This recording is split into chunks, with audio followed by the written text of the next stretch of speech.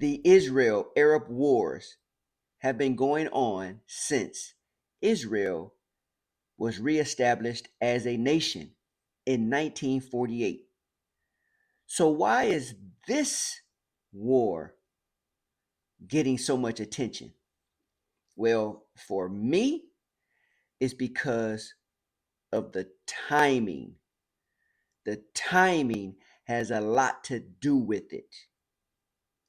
All the other wars have been just wars that have just been going on.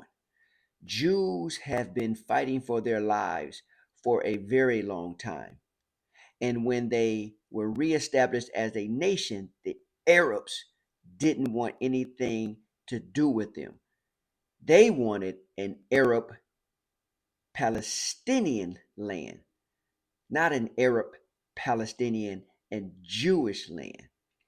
But let's look at the timing. The timing is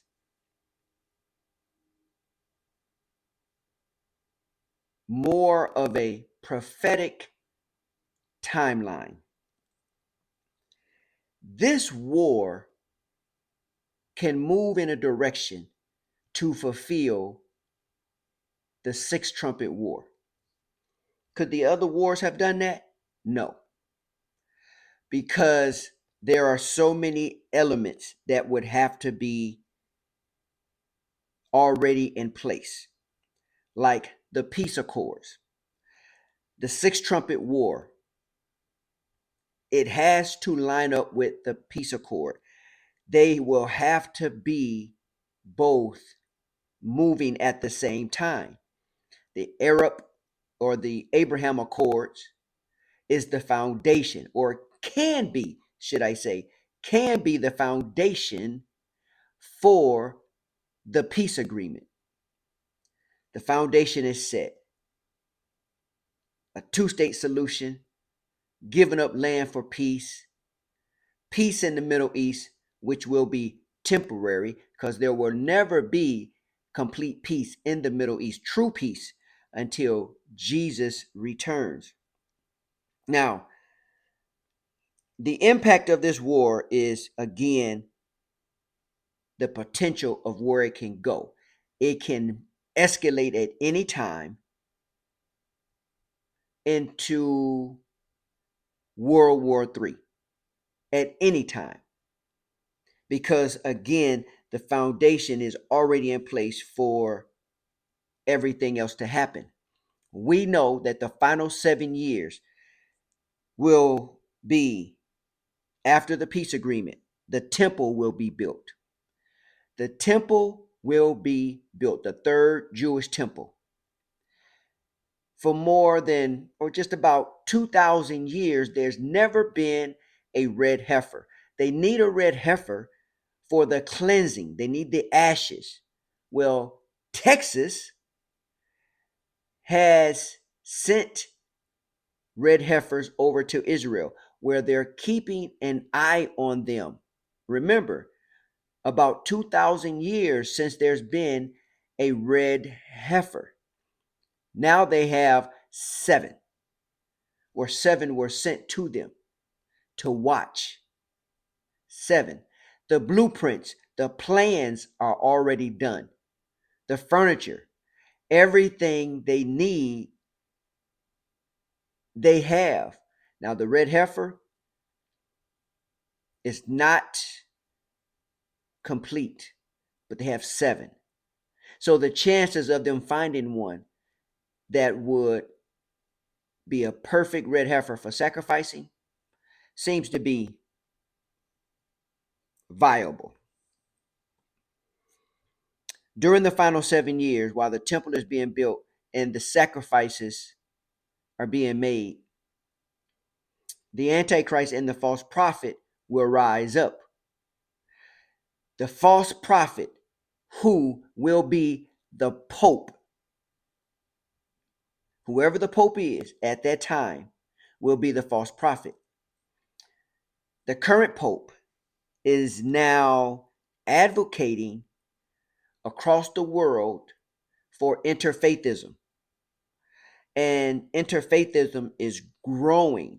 He is actively growing interfaithism.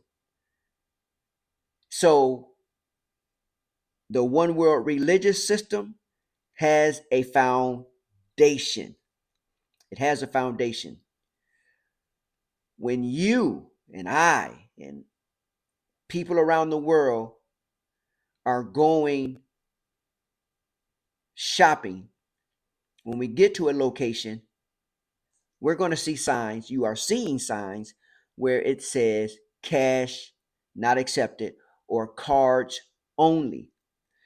We already have the foundation for a cashless society.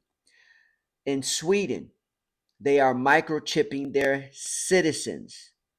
There is a lot more going on that the world is ready for that were not back in 48, back in 67, back in 1970, back in 82, when all these wars that Israel and the Arabs have been fighting, the infrastructure for a World War III that would move us into a peace agreement, into the final 7 years, was not established. There was no foundation. Well, now we have that foundation. The United Nations is currently the headquarters or the foundation for world governance. They think they run the world now, but the foundation is there. But there's something going on with the United Nations. After World War II, the United Nations was established. They replaced the League of Nations. The League of Nations failed. So after this next world war that has the potential to start at any given time, will the United Nations still be in place as the foundation for the seat of world government? Or would it be another entity? I want to look at the United Nations because there seems to be a little bias going on within the United Nations. Let's look at this. What is the actual role of the United Nations or the UN?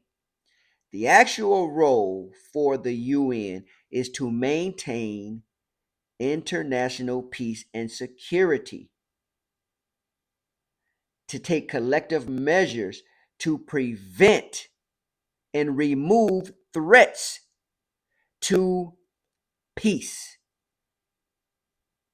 and to suppress acts of aggression. This is what the United Nations role is. Here is an addition. Hate speech and its consequences goes against fundamental UN values.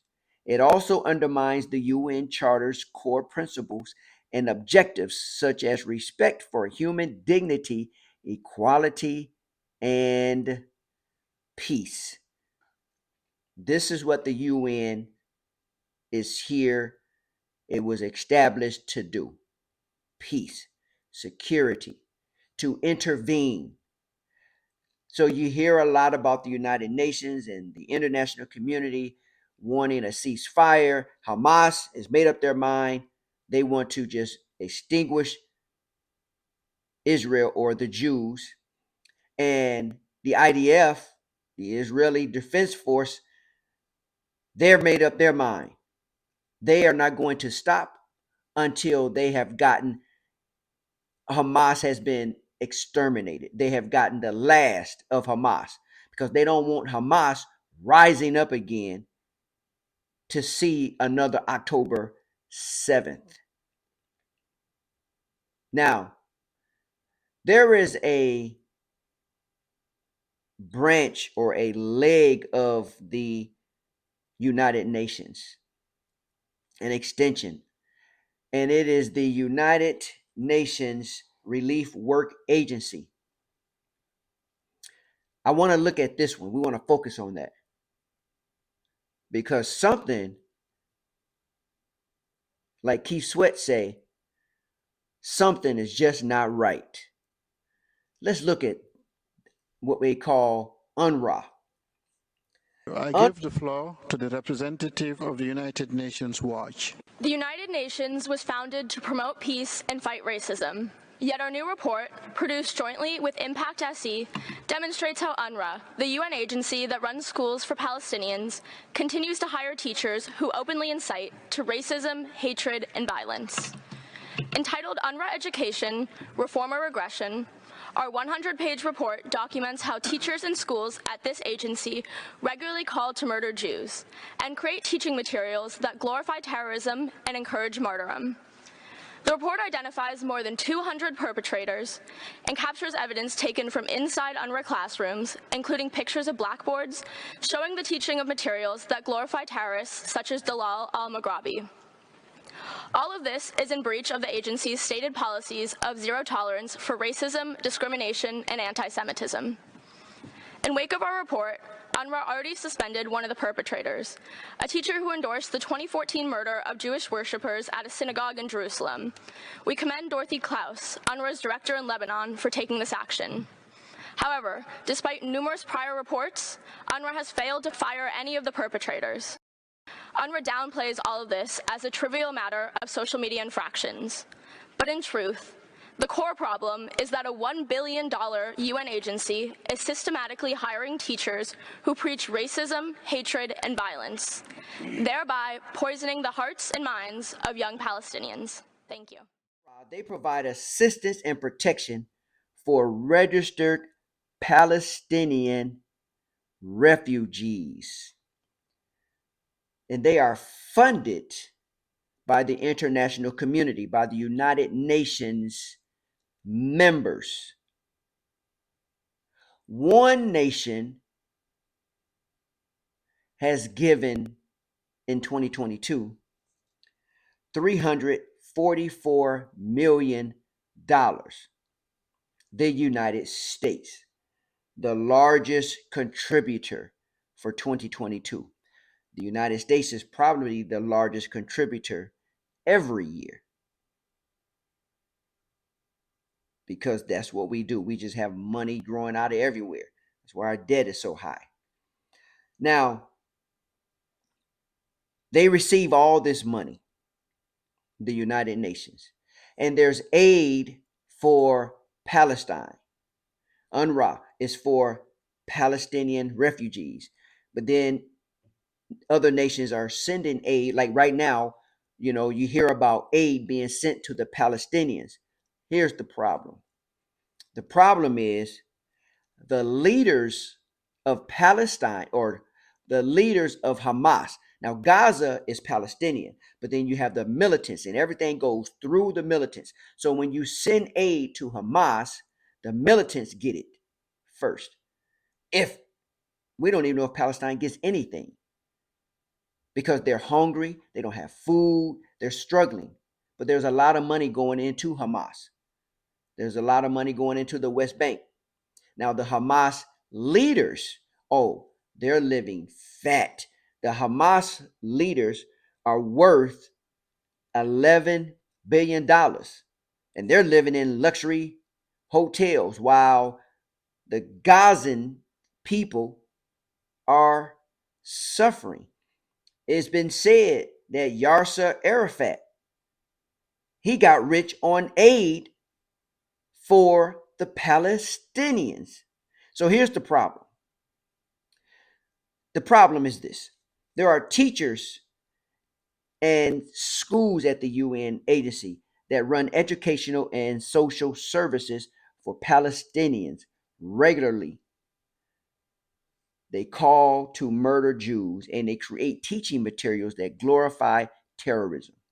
They encourage martyrdom, demonize Israelis, and incite anti-Semitism. This is what's going on. This is the education that the Palestinian children get, the refugees, while they're young and they can be molded. This is what they're being taught through education. Let's look at this video. Why is a UN agency allowed to promote jihad, allowed to promote attacks against Israel? Well, good morning, Gordon. Thanks for having me. The answer is because it's sponsored by the UN. There's almost nothing at the UN that takes place that isn't hostile to Israel. You know, I remember during the Trump administration, we had a long discussion about UNRWA early on. We looked at what they did. We looked at their curriculum. We looked at, you know, they put on these plays where half the kids dress up as Israelis and half the kids dress up as terrorists with fake guns. They shoot the Israelis. The Jews lie on the ground dead, and the parents get up and applause. This is a typical fourth grade play sponsored by UNRWA. So we cut off their funding. You know, we cut off their funding early on. We weren't going to spend money supporting Hamas. And, you know, much to my regret, when we left office, the Biden administration turned it on again. But we are literally funding not just Hamas, but we are funding the ideology, the nihilistic ideology that results in the death of innocent Jews. Now, so if you want to establish a culture of hate within your society, within your community, yes, you start with the children. We seen it with the Nazis, the young children, Heil Hitler. They were doing exactly what they were told to do. They seen their parents doing it. They seen the leaders doing it. The kids wanted to be just like them. We've seen it in America with the KKK. And now the United Nations is doing it with the kids through education. These children, these Palestinian children, they grow up to become adults. And when they grow up, they start doing things because this is all they know. Now, this is education. So this is what they grow up to be. This is what they do. And they're doing it right here in the United States, the largest financial supporter for this terrorist organization. We fund it. This is what they do here on our soil. You cannot be on both sides, Mr. President. The majority of its workers and teachers are Palestinian for this relief fund for the refugees. They're Palestinians. The workers are Palestinians. The teachers are Palestinians. You have a little international mix, but the majority of them are Palestinians, Arabs. They hate the Jews. They don't want the Jews there. They have no love for the Jewish people. They want them eliminated. So now, there's another entity that I want to take a look at. Now, it just doesn't make sense to me, but I would love for you to leave a comment if you know anything about the extension of the United Nations and what's going on. Because we have this entity right here, the United Nations High Commissioner for Refugees, the UNHCR. The High Commissioner for Refugees is mandated by the United Nations to lead and coordinate international action for the worldwide protection of refugees and the resolution of refugee problems. The primary purpose is to safeguard the rights and well-being of refugees. Now, I thought that's what UNRWA was. So there's two. You have one specifically for the Palestinians, refugees, and then you have one for worldwide refugees. But wouldn't the Palestinian refugees be considered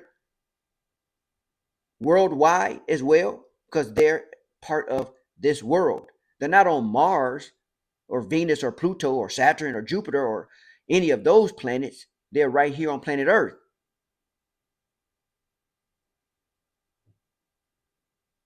What are your thoughts?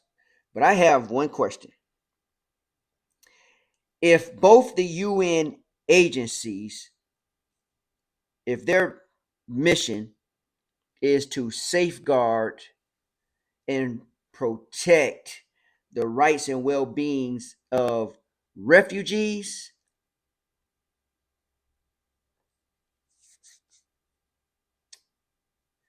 why is there a need for two?